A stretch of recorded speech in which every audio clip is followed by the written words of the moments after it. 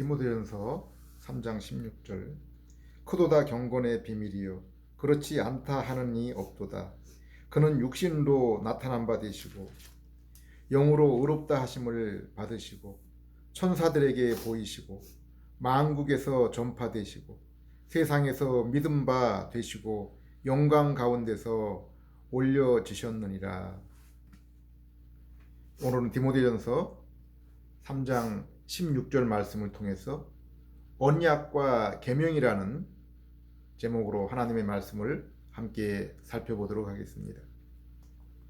사람이 살아가면서 사람과 사람 사이의 관계만큼 중요한 것이 어디 있겠습니까?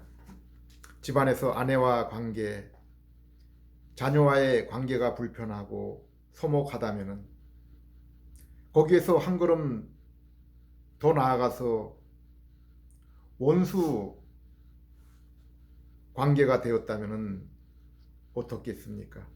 또 일하는 일터에서 함께 일하는 직장의 상관과 동료와의 관계가 이러하면 어떻겠습니까? 그러한 환경 속에서는 기쁨과 평안을 얻고 마땅히 해야 할 일에 손을 잡고 의욕과 에너지를 가지고 일을 하기가 쉽지 않은 것을 우리는 경험하게 됩니다. 사람과의 관계도 이러한데 우리가 만물의 창조자요, 만물을 주관하시는 섭리자요, 심판하시는 심판자이신 하나님을 알지 못하고 살아가거나 그 하나님과 원수가 되어서 살아간다면 어떠하겠습니까? 성경의 첫 장을 보면은 우리는 하나님은 누구신지, 어떠한 일을 하시는지, 그리고 인간은 어떤 존재인지 그 존재와 목적에 대해서 분명하게 설명하고 있습니다. 그리고 성경의 마지막 장을 보면은 인간의 최종적인 상태가 어디에 이르게 되는지를 분명하게 설명해 주고 있습니다. 우리가 성경을 인간의 존재와 상태의 관점에서 본다면 창조, 타락, 구속, 완성의 단계로 진행되어감을 볼 수 있습니다. 그리고 이와 같은 단계를 따라 인류가 4가지 종류의 상태에 있음을 알 수 있습니다. 인간은 어떤 존재로 창조되었습니까? 하나님과 같은, 하나님을 닮은 존재입니다.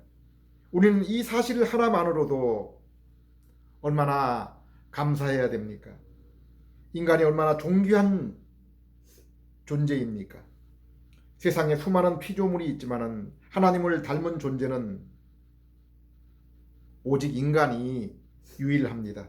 물론 천상에 보이지 않는 영적인 존재인 천사 또한 하나님의 형상을 입어서 하나님과 교통하고 있습니다.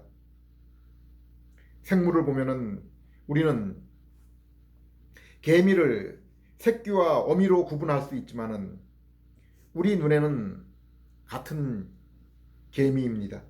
아프리카 사파리의 들소떼들도 어미와 새끼가 있지만은 그들 또한 들소입니다.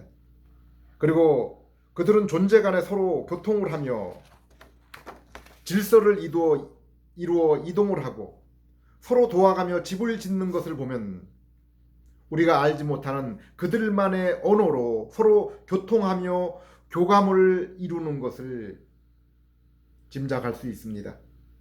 그런데 성경은 하나님은 우리 인간을 자신의 모습으로 지어서 눈에 보이는 피조물 가운데 유일하게 우리가 하나님과 교제하는 존재가 되게 하셨다고 했습니다.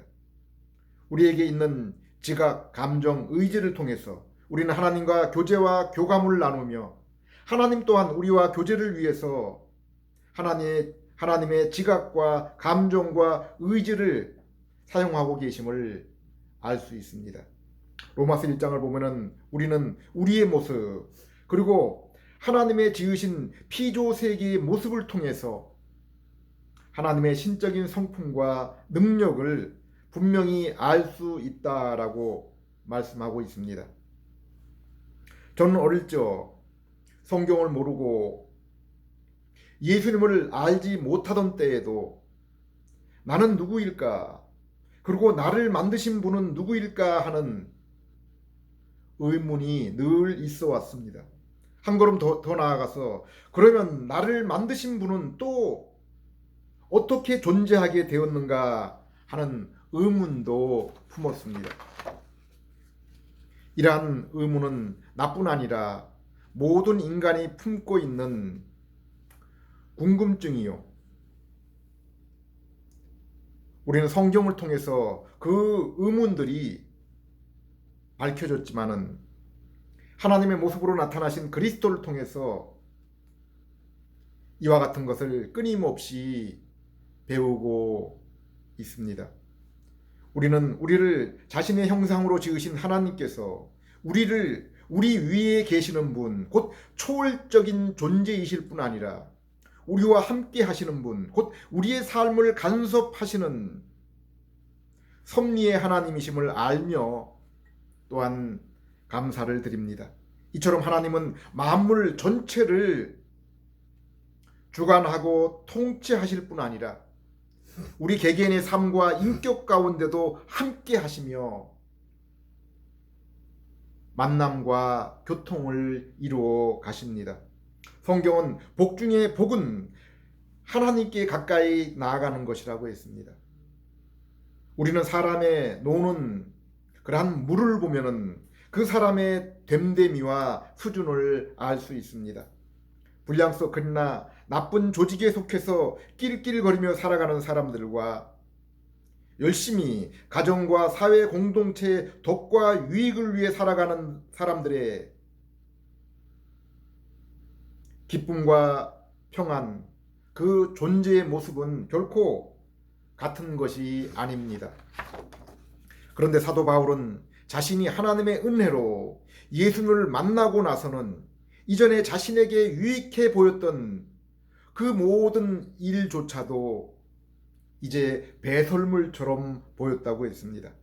이것은 바울이 잃었던 하나님의 형상을 회복하고 하나님과의 교제를 통해 가장 인간스러운 존재에 합당한 삶을 살게 되었기 때문입니다.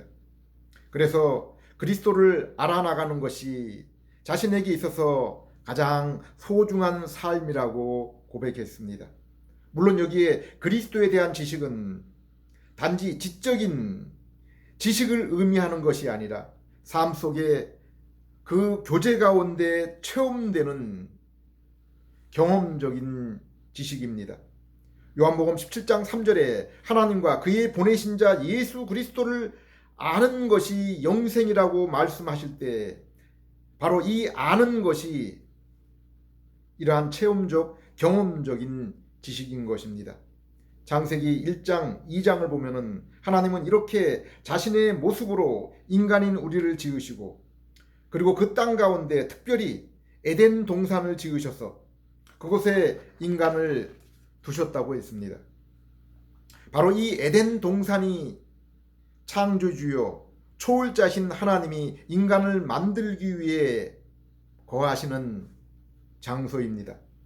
이곳이 나중에 택하신 백성의 성소와 성전이 되며 새 피조물인 성도의 심령 속에 친히 영적으로 거하시며 장차 새 하늘 새 예루살렘에서는 우리가 영화로운 육체를 입고 친히 두 눈으로 성부와 성자 하나님 그분을 영원토록 보게 될 것입니다.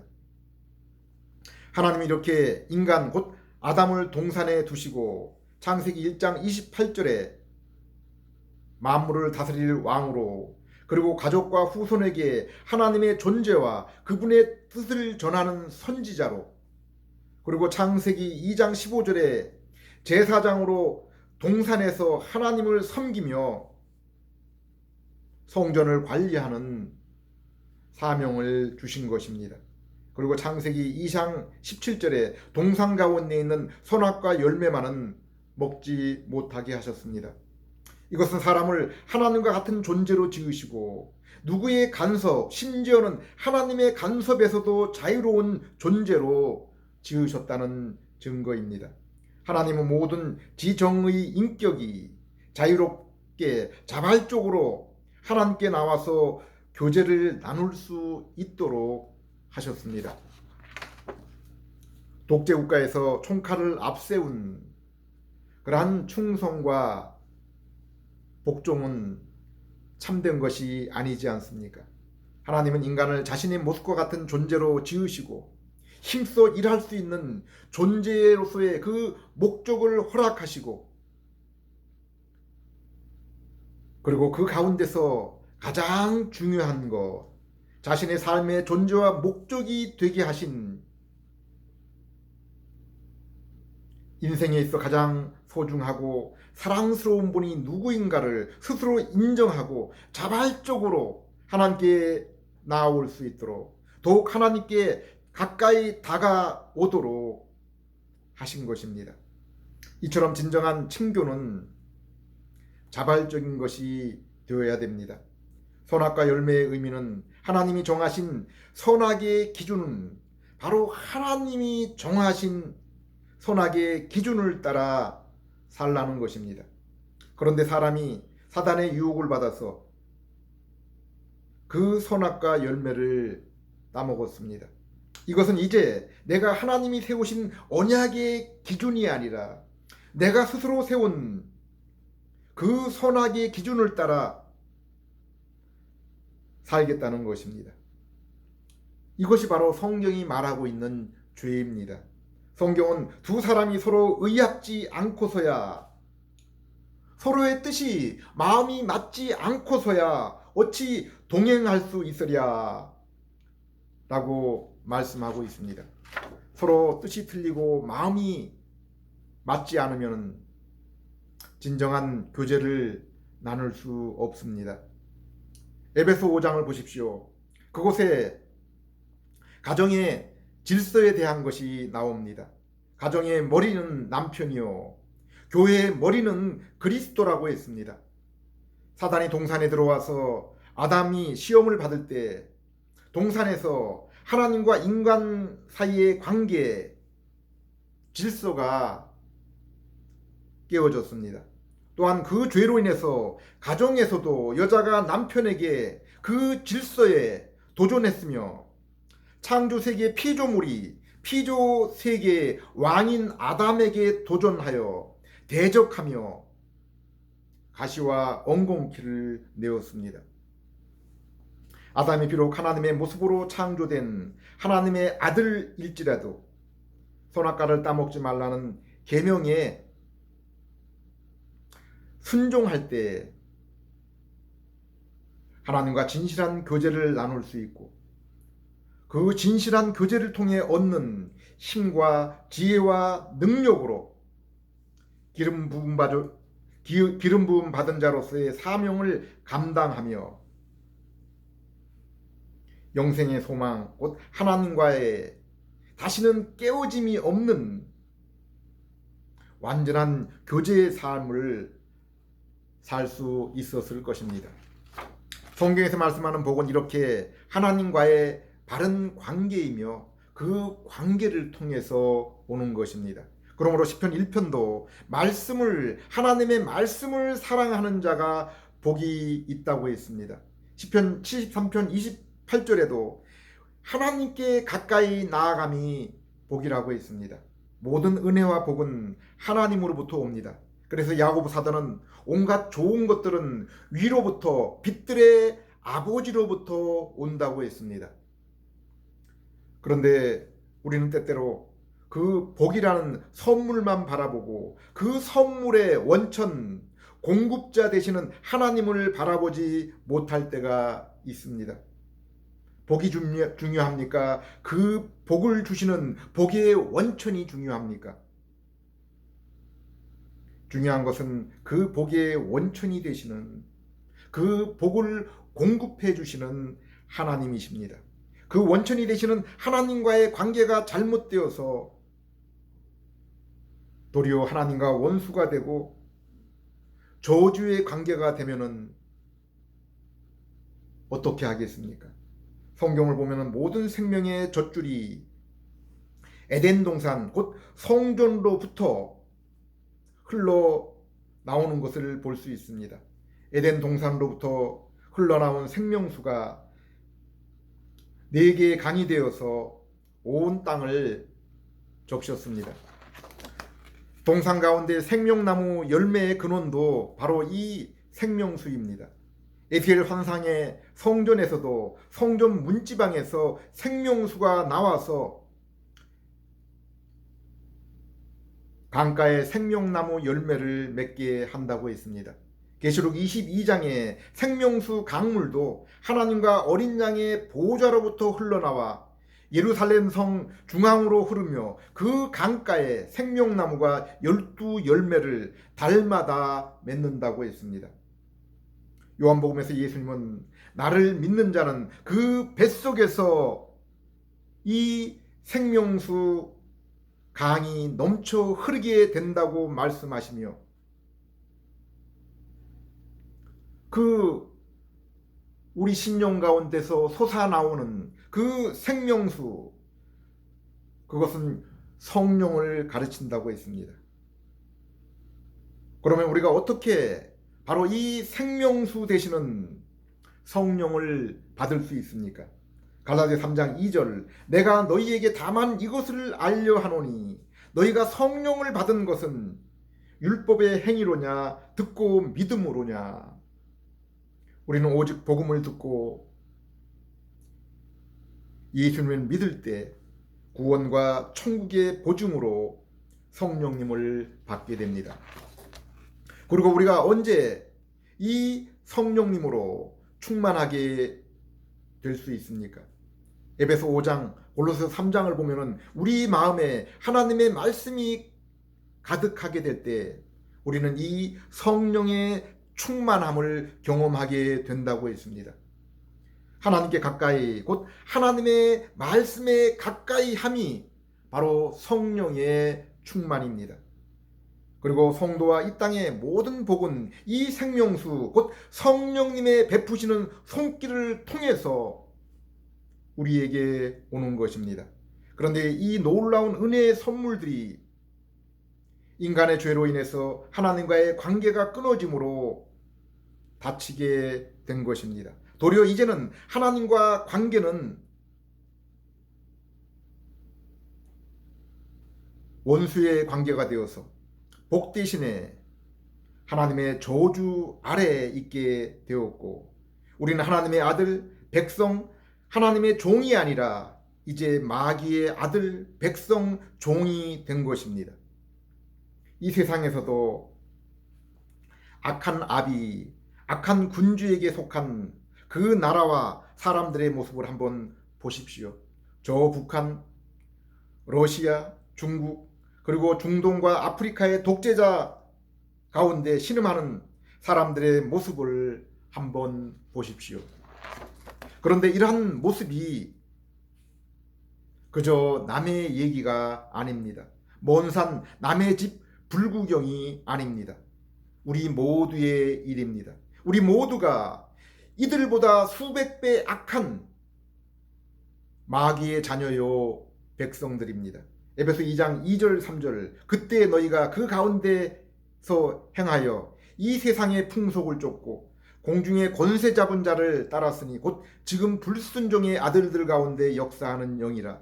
전에는 우리도 다 그 가운데서 우리 육체의 욕심을 따라 지내며 육체와 마음에 원하는 것을 하여 다른 이들과 같이 본질상 진노의 자녀이었더니, 우리가 죄 가운데 에덴 동산을 쫓겨났을 때 우리 인간의 존재와 신분 상태는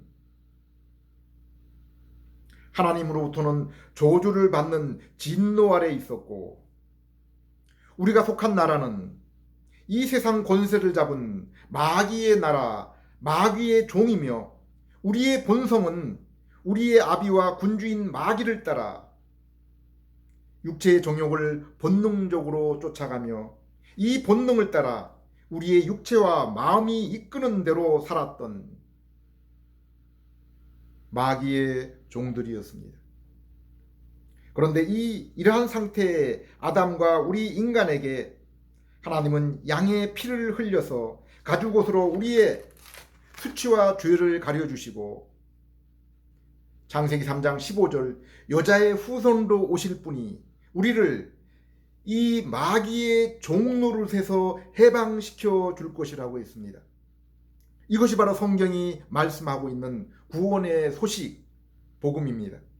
우리는 성경을 통해서 하나님의 뜻을 바로 알기 위해서는 언약과 계명을 구분할 줄 알아야 됩니다.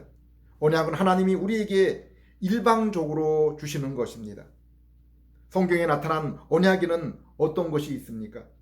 먼저 아담을 하나님의 형상으로 하나님의 자녀로 삼으시는 언약이 있습니다. 이것을 구속 언약이라고 부릅니다. 이것은 이 세상이 창조되기 전에 삼위 하나님이 창조 이전에 서로 의논하시고 결정하신 것입니다. 성경 곳곳에서 우리는 이것에 대해서 발견할 수 있습니다. 에베소 1장에서는 창세전에 그리스도 안에서 우리를 자녀로 택하시고 그 자녀된 우리를 거룩하고 흠없게 하시려고 계획하셨다고 했습니다.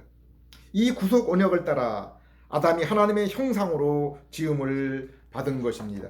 그리고 비록 아담이 선악과를 따먹고 범죄했지만은 창세기 3장 15절 아담 언약을 통해 여인의 후손을 통해서 그 구원의 계획을 이루실 것을 약속했습니다. 창세기 8장 9장의 노아 언약을 통해서 하나님은 죄악된 세상에 노아를 통해서 방주로 그의 가족을 구원한 것처럼 그의 백성을 구원하며 그의 택하시고 예정하신 백성의 구원을 완전히 이루실 때까지 이 땅의 죄로 인한 심판을 미루실 것을 무지개를 통해서 약속해 보이셨습니다. 그래서 사도 베드로전서 3장에 이 홍수와 방주의 관계를 그리스도의 세례라고 그렇게 설명하고 있습니다. 창세기 12장 그리고 15장, 17장, 22장에 하나님은 아브라함에게 나타나셔서 창세기 3장 15절에 언약을 더욱 구체적으로 보여주셨습니다. 이 죄악에 사단이 지배하는 나라와 세상에서 새 땅, 새 민족, 하나님이 주관하시는 나라를 약속하셨습니다. 그리고 아브라함의 씨 후손을 통해 온 땅이 복을 얻게 될 것이라고 했습니다. 그리고 창세기 15장 1절에서 하나님은 아브라함에게 내가 바로 너의 방패요 상급이라고 했습니다. 이 땅을 살아가는 인간에게 하나님이 친히 방패 곧 보호자가 되시며 하나님 자신이 우리의 상급 곧 선물이 되시는 것보다 우리에게 더 큰 은혜와 복이 어디 있겠습니까? 우리는 성경을 읽어보면 하나님이 우리를 지으신 목적을 알 수 있습니다. 그것은 하나님이 우리의 하나님, 우리의 아버지가 되시며 우리는 그의 자녀, 그의 백성이 되게 하는 것입니다. 하나님은 이것을 이루기 위해서 언약을 주신 것입니다. 웨스트민스터 소요리 문답 인간의 존재 목적을 이렇게 말하고 있습니다. 인간의 죄일 가는 존재 목적은 하나님을 영화롭게 하고 하나님을 영원토록 즐거워하는 것이라고 했습니다. 하나님은 출애굽기 19장에 모세 언약을 통해서 아브라함에게 약속했던 새 땅, 새 민족, 하나님의 그 임재의 그 다스림의 모습으로 성소와 성전을 이 땅에 이루셨습니다. 그러나 이것은 이 땅의 가시적인 참된 것의 모형일 뿐입니다.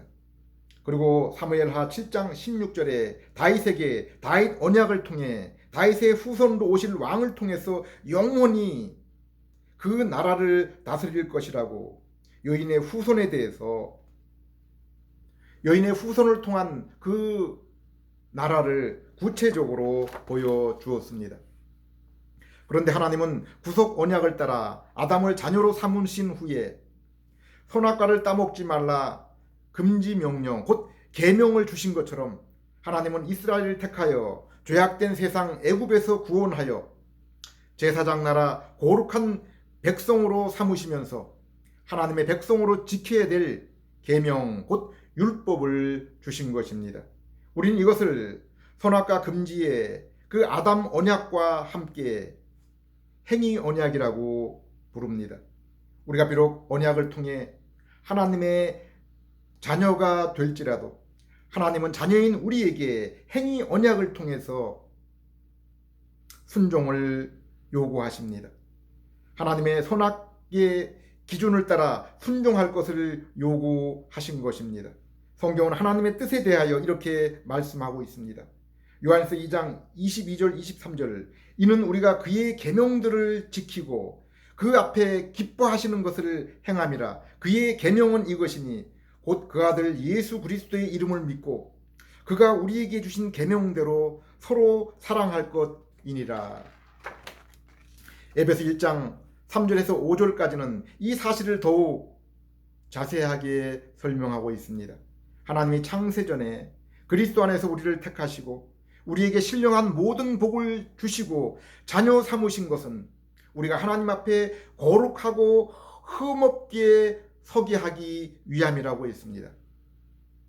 하나님은 아브라함을 택하신 후 너는 내 앞에서 완전하라고 했습니다. 노아를 부르신 후 노아는 그 당시에 땅에서 가장 완전한 의인으로 세우셨습니다. 예수님도 너희는 하늘에 계신 하나님의 온전하신 것처럼 온전하라고 했습니다. 사도들도 하나님의 뜻은 이것이니 너희의 거룩이라고 했습니다. 여기 거룩은 존재론적으로는 이 세상과 구별되어 하나님께 속한 것을 의미합니다.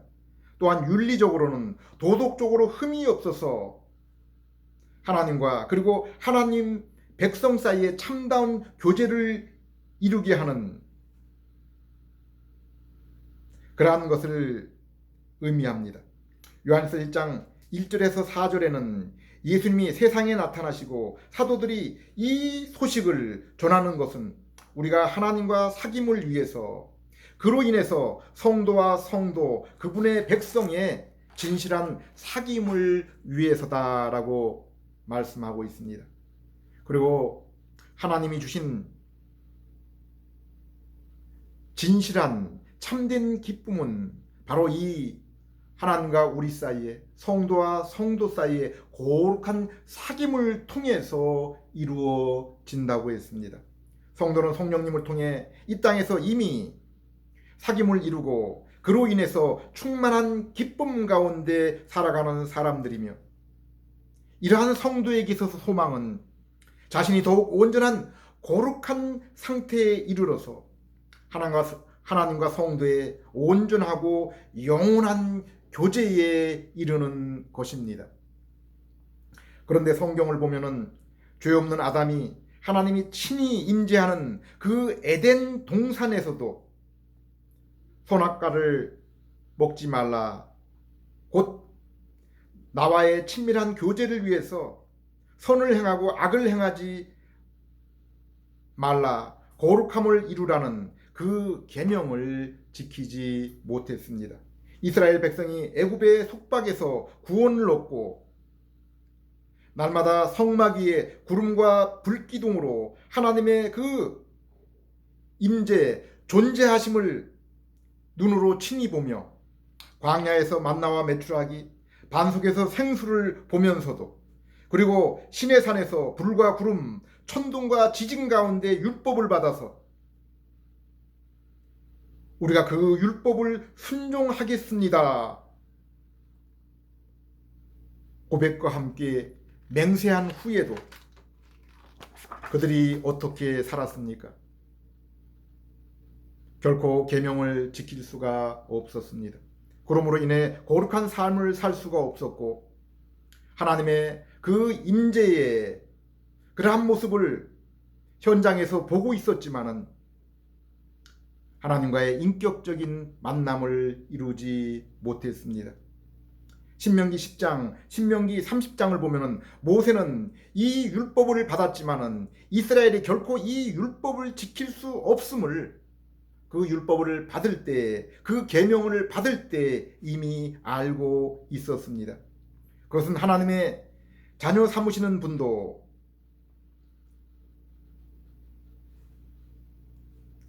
그리고 하나님의 자녀답게 살게 하시는 분도 오직 하나님뿐이심을 알았습니다. 오직 하나님이 자신의 자녀 삼으심도 그리고 자녀답게 살게 하심도 오직 하나님의 손에 하나님이 하시는 일인 것을 알고 있었습니다. 그래서 너희는 내 뒤에 오는 나 같은 선지자의 말씀을 따르라고 했습니다. 그분이 바로 여자의 후손 아브라함의 씨 다윗 왕의 후손인 예수님입니다. 성경은 이처럼 하나님이 우리를 언약을 통해서 자녀 삼으실 뿐 아니라 자녀인 우리에게 성령을 통해서 새 마음을 주실 때 우리가 하나님의 계명에 순종할 수 있음을 보여주셨습니다. 그래서 모세도 그분을 통해 너희가 새 마음을 받을 것이라고 했습니다. 에레미야 31장 31절에서 34절, 에스겔서 36장 25절에서 27절에 장차 오실 그분을 통해 이루게 될 새 언약, 완전한 언약에 대해서 말씀하고 있습니다. 그리고 고린도후서 5장 17절에는 이 언약으로 새롭게 된 피조물인 우리에 대해서 이렇게 말씀하고 있습니다. 그런즉 누구든지 그리스도 안에 있으면 새로운 피조물이라 이전 것은 지나갔으니 보라 새 것이 되었도다. 물론 이전에 있던 언약들이 불완전한 것은 아닙니다.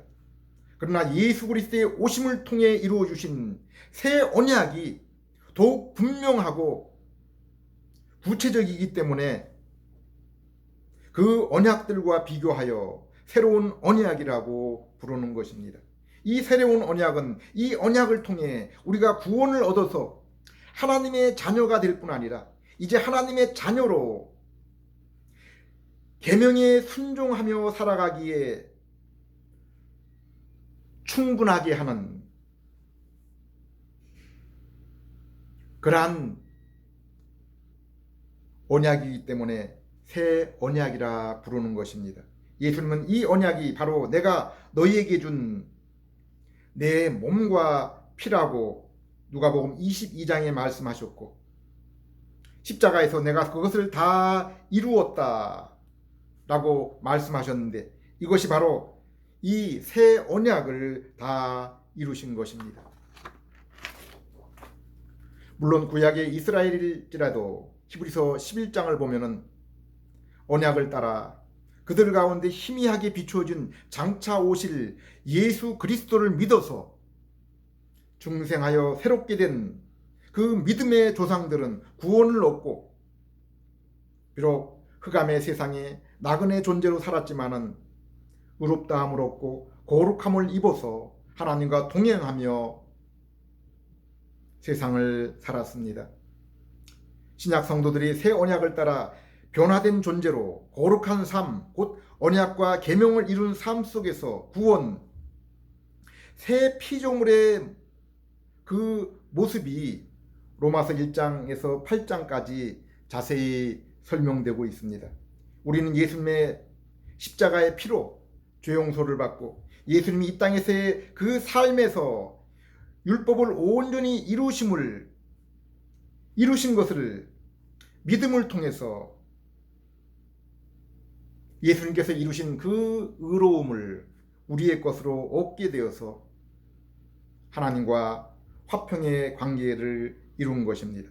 또한 성령께서 주시는 새 성품과 성령의 우리 안에 내주하심으로 인해 하나님과 하나님의 계명을 기뻐하며 이제 자발적으로 하나님께 나아가며 거룩한 삶을 살게 된 것입니다.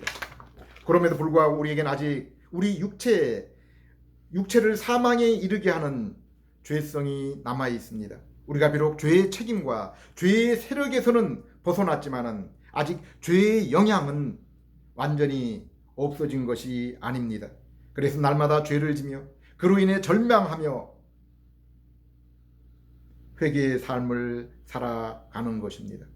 그러나 새 피조물인 성도는 그리스도의 보혈과 순종으로 인해서 하나님 앞에 죄 없는 거룩한 의인의 모습으로 날마다 서 있는 것입니다.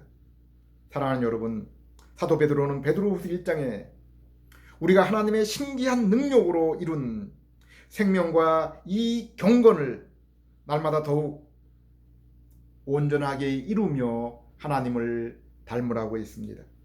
디모데전서 3장 16절에 날마다 그러므로 참된 경건에 이르라고 했습니다.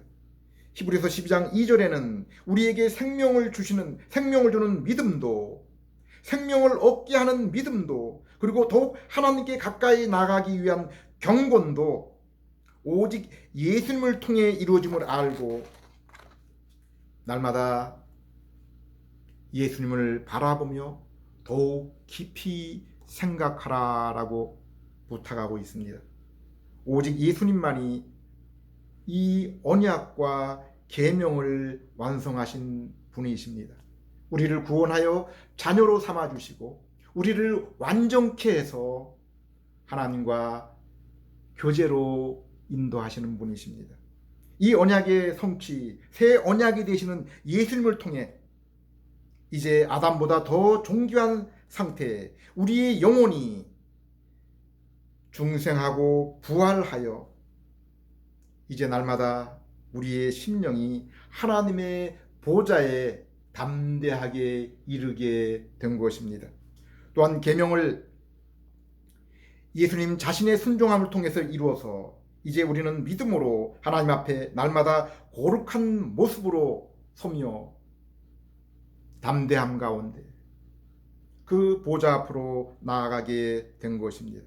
우리에게 언약과 계명을 이루신 예수님을 믿고 우리에게 주시는 말씀을 따라 질그릇 속에 있는 그 보물 예수님을 알고 더욱 그 모습을 닮아서 하나님과 나누는 이 교제의 즐거움을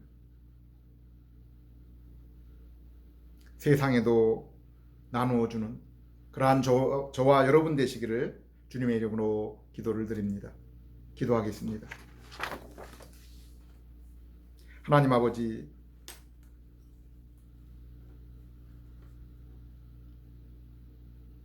하나님의 자녀됨과 그 자녀로서의 참된 교제를 위해서 언약과 계명을 주심을 감사드립니다.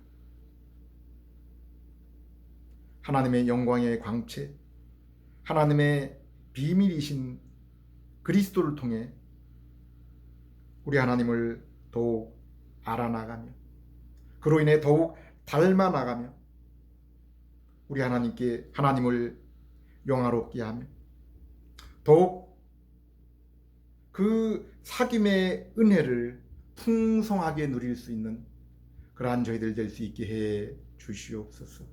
예수님 이름으로 기도드립니다.